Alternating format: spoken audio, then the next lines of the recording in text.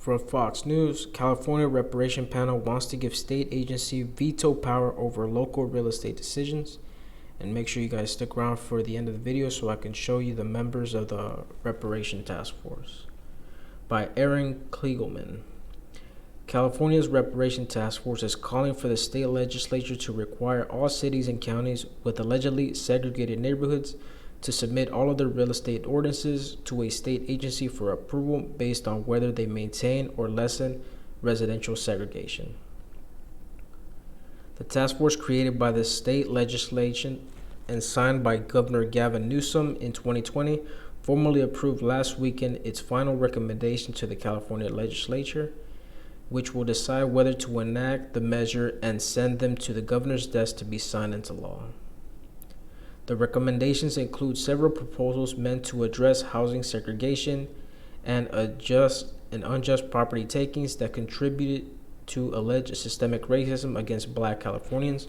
Amongst the most controversial of housing proposals is one that would seemingly hand over control of local land use decisions to the state agency that would approve ordinances based on whether they maintain or decrease segregation. Quote, residential zoning ordinances have been used for decades in California to prevent African Americans from moving into neighborhoods, thereby maintaining residential segregation, the Reparation Committee writes in the final report outlining its proposals. Various laws were also used to prevent additional housings from being built, effectively shutting out African Americans.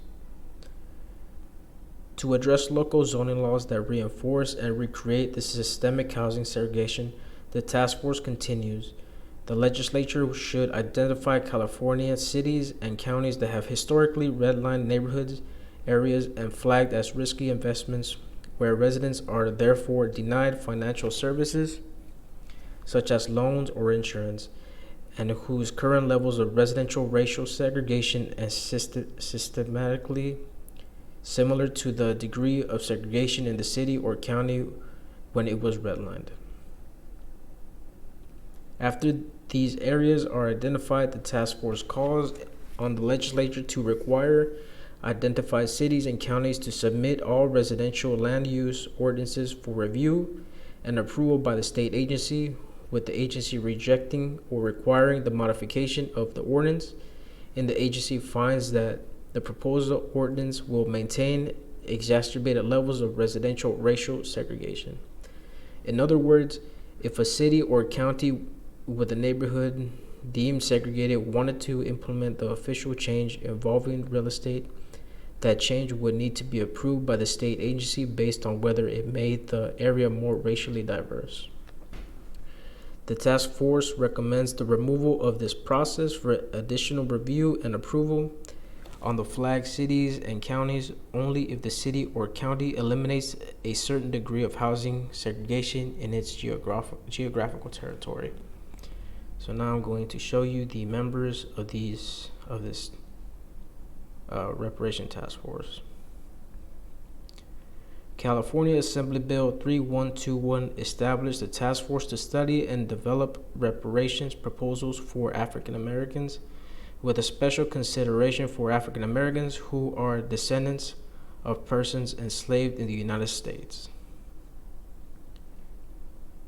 So these are them, he, she, they, them.